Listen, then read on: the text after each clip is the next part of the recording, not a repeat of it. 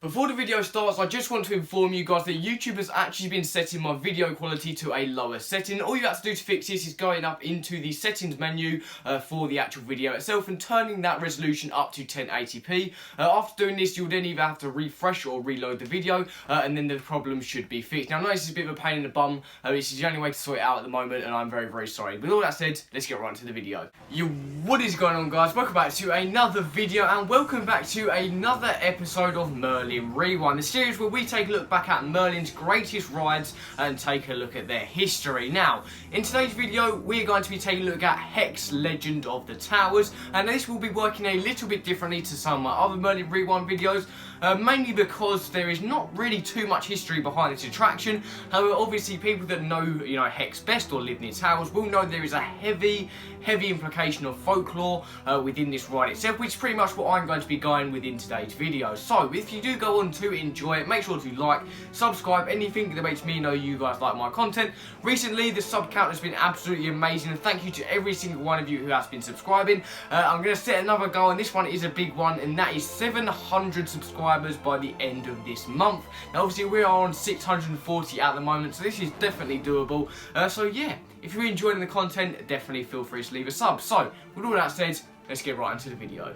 Okay then, so within the first segment of this video, I'm going to be taking a look at the initial folklore surrounding the Chained Oak. And in the second segment, I'm going to be taking a look at how Alton Towers extended that to obviously make Hex's story. And in the third and final segment of the video, we'll be talking about a little bit how the ride system works and a little bit of kind of general history knowledge about it. Now, obviously, a lot of people have even been on this ride or just know a little bit about folklore will know this originated from a chained oak tree. Now, obviously, this is located within a woods, actually in Alton, and there are loads of different implications behind this being a folklore story around the area itself. If you've ever driven up to Alton Towers a certain way, I know I drive past it every time, you actually see a kind of bed and breakfast that is called the Chained Oak. Now obviously this is referencing the Chained Oak within the woods. Now obviously the story behind this is an earl that actually lives in the towers. Obviously, back then that used to be a house, well not really a house, it's a frigging castle pretty much.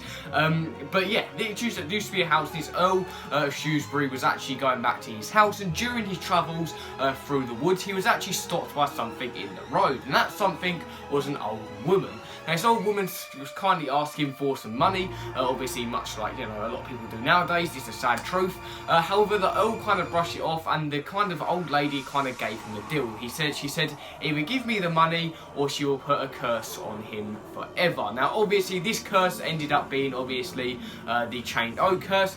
She pretty much said for every branch that falls off of this oak tree, a member of the family of the Earl will die. Now obviously the Earl kind of went, it's poppycock, let's just move on, and kind of brushed her off like it was nothing. Now obviously, biggest mistake of his life. Now obviously it turns out this was actually a witch. I know we get into a little bit of crazy folklore here, but it turns out it's a witch, and this kind of actually did come true. Now later on that night, a storm was raging outside and actually caused one of the branches from the tree to fall to the ground. And very mysteriously, a member of the Earl's family also suddenly died. Now obviously after this, the Earl became frantic, trying to kind of fix what the witch had done. And within this, he obviously decided to chain the tree up to stop any of the branches from falling. Now obviously this is pretty much where the actual folklore actually ends. Obviously Alton Towers did extend upon this to kind of obviously create the attraction itself. That's the kind of general kind of story and consensus over this actual kind of folklore. So let's move into the next segment where we take a look at what Alton Towers did to make this the coolest dark ride in the UK, in my opinion. Okay then, so for those of you that actually know a little bit about obviously Hex and how it was built, will know this is actually an extension from the actual towers themselves. Now obviously Alton Towers kind of had to explain this through the story, so pretty much they extended the folklore, saying that after the Earl became mad in chaining the tree up, he actually took the branch that fell and took it back to the towers and hid it in a secret vault. Now obviously the whole story about how you're there and why you're there is the fact that a team of kind of engineers were renovating the towers and came across this secret vault. Now obviously when this ride first opened, it was very praised for its treatment of the towers and how it respectively treated the fact that this is an extension to obviously a really historic building. Now obviously the whole kind of consensus of this is the fact that the Earl took it home to study it and kind of do experiments on it to try and find out how the witch's magic was working. Now obviously this is all made up, well, it's could all be made up, you know, in real actual fact. But this is the kind of extension of the folklore that Alton Towers created for themselves. It's kind of detached from what everyone else thinks, obviously, around the area. But they kind of made it like this just to kind of spice the attraction up a little. Now, obviously, you are then invited into the ride itself, and you're then led into the vault chamber itself. Now, obviously, within this is one of the coolest theming pieces, I think, in a dark ride in the UK. And obviously, that is the branch in the middle of the room. Now, obviously, once you sit down, obviously, you're then starting to obviously move around the ride.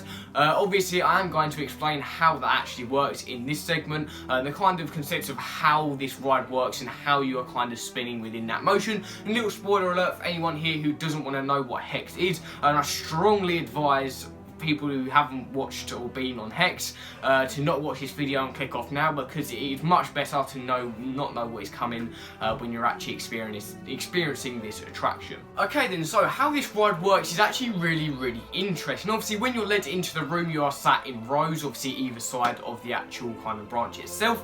Now, these kind of ride seats actually do move during the ride. Now, pretty much the way the ride starts, it's the seats you are moving on kind of move side to side like that to kind of create a swaying motion. Now, after this happens, there is actually a cylinder that is kind of coned around these seats that actually then starts moving in the synchronized swinging of the obviously seats. Now, obviously, this creates the feeling that you're going upside down. However, obviously, you're not, and it's kind of an optical illusion, or well, I don't even know whether you can call it an optical illusion, because you obviously feel like you're going round. But yeah, it creates a very weird feeling of obviously going round and round over this kind of branch and experiencing this kind of really trippy kind of, you know, sensual experience of you going around this witch's cursed branch, which I think is my favourite dark ride, obviously, in the country.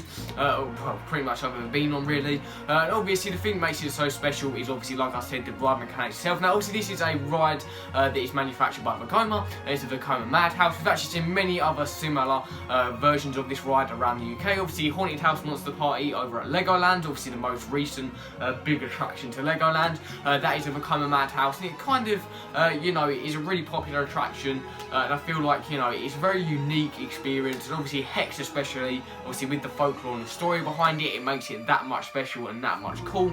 So yeah. Obviously, like I said, there's not really too much history to go off of here. Obviously, it opened in 2000. It was kind of mixedly received. A lot of people actually did think that there would be a coaster inside the towers. But obviously, as time went on, this actually became a classic ride. And obviously, is highly regarded as one of the best dark rides in the country.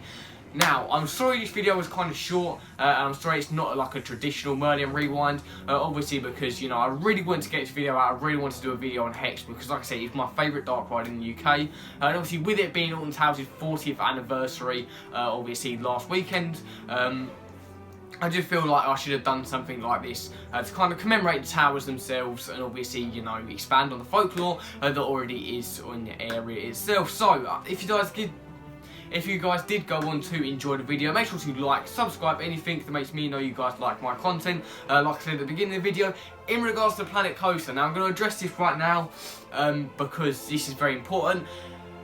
I'm going to leave the Planet Coaster series for now. I'm going to start it from scratch, and I'm going to tell you why. I'm currently in the process of getting 2 new expansions for the park, the Studio expansion and the Adventure expansion. Now, I am going to try and create a Studios park out of these DLCs and kind of have that as kind of the series kind of reborn, as I wasn't really happy with how that series was heading. I did actually film episode 2, it's literally on my computer right now. However, I actually didn't really enjoy the way I did it. The theming that I'd actually made was kind of spread out and didn't really work. So yeah, I thought, why not incorporate the expansion so I'm going to get and try and make a park out of that as well. So, with all that news and stuff out of the way, I will see you guys later.